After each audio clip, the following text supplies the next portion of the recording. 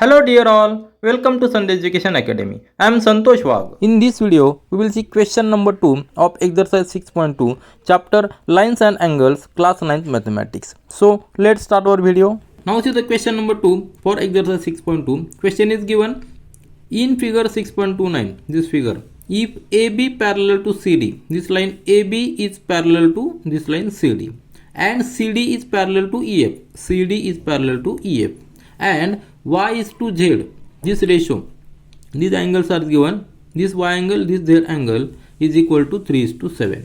Find the value of X. Now these are the parallel lines AB, CD and EF. We will prove how these are parallel to each other. First let this be the transversal and this distinct point, intersecting point be P, then this Q and this R, and let be the ST as a transversal.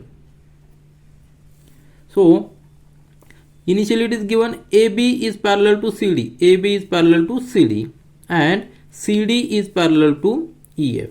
We know the theorem that 6.6, theorem 6.6. As per theorem 6.6, lines parallel to the same line.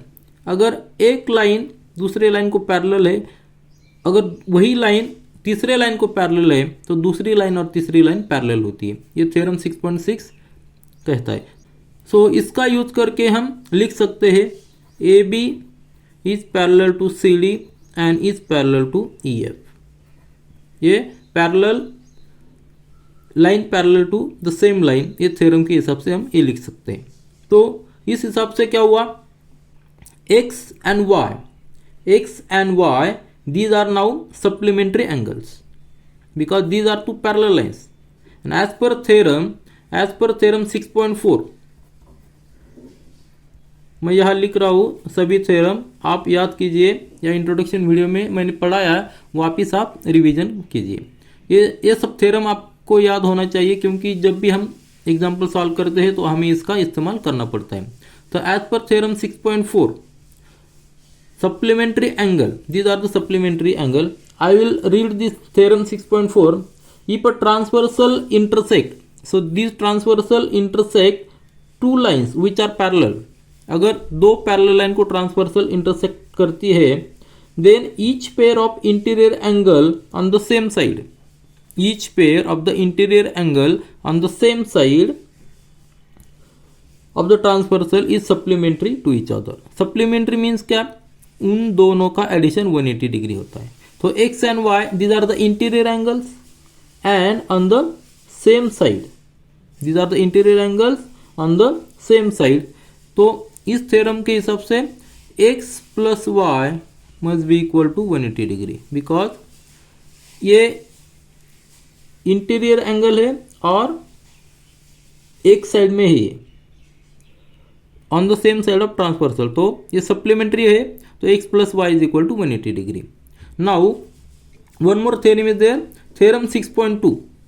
As per theorem 6.2 में क्या है, theorem 6.2 में है if a transversal intersect two parallel lines then each pair of alternate interior angle is equal. Now आप देख सकते हैं x and z these are alternate interior angles. दो लाइन्स है A B and E F, these are parallel. हमने ये पहले statement में प्रूव किया है. तो A B is parallel to E F, so x and Y these are alternate interior angles. Interior angle है उसके साथ साथ अल्टरनेट है, मतलब एक एंगल लेफ्ट साइड में है दूसरा राइट साइड में. तो एज पर theorem 6.2 x is equal to z, isn't it? Because these are alternate interior angles. तो हमें इक्वेशन मिला, ये पहला इक्वेशन मिला और x is equal to Z second equation मिला. At the same time what is given, y is to Z is equal to 3:7. ये proportion दिया है, उनका प्रमाण दिया है, y और z का प्रमाण दिया है 3:7. तो हम अज्यूम कर लेते हैं let t small t be the common factor for y and z. So if t is a common factor, then y and z is equal to 3:7. अभी आप देखिए y ये है और ये z है, तो हमारा फर्स्ट इक्वेशन है x plus y is equal to 180 degree and second है x is equal to z degree. अगर हम x की वैल्यू z इसमें डालते हैं तो हमें क्या मिलता है, z plus y is equal to 180 degree by using this two equations. Now z and y इनका प्रमाण दिया है 3:7 और t हमने कॉमन फैक्टर लिया है, तो इक्वेशन कैसे हो सकता है, z की वैल्यू कितनी हो जाएगी 3t एंड y की कितनी हो जाएगी, सॉरी y z की वैल्यू 7 हो जाएगी 7t एंड y की value y is to 3t हो जाएगी इज इक्वल टू 180 डिग्री। आप देखिए ये भी इक्वेशन किस तरह से लिख सकते हैं हम, y plus z is equal to 180 degree. यहाँ सिक्वेंस थोड़ा चेंज हुआ है इसलिए मैं वापस लिखता हूँ, y की value 3t plus 7t is equal to 180 degree. अभी आपके समझ में आया होगा y प्लस जेड, ये भी y प्लस जेड है, y is to z, so 3t plus 7t is equal to 180 degree. दोनों सेम है लेकिन सीक्वेंस थोड़ा चेंज होता है इसलिए मैंने वापस लिखा। अभी 3t plus 10t that is equal to 10t is equal to 180 degree.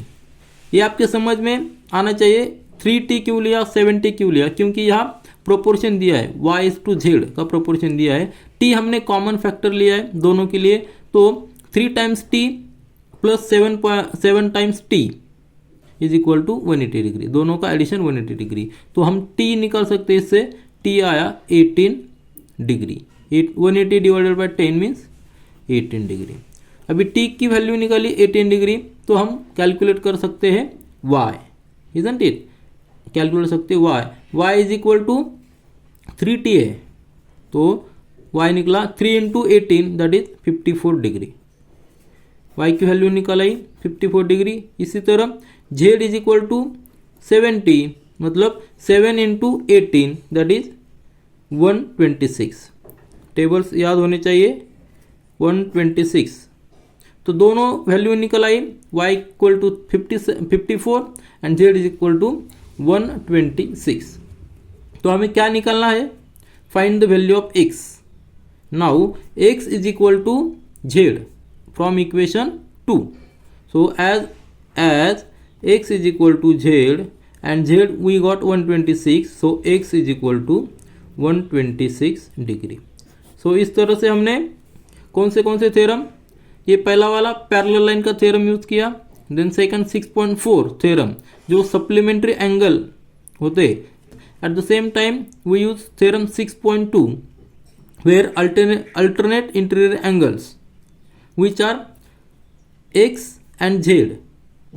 दोनों थ्योरम का यूज करके हमने दो इक्वेशन निकाले और हमने सॉल्व किया, तो हमें x is equal to 126 degree इतनी वैल्यू मिल गई। तो ये हमारा फाइनल आंसर है।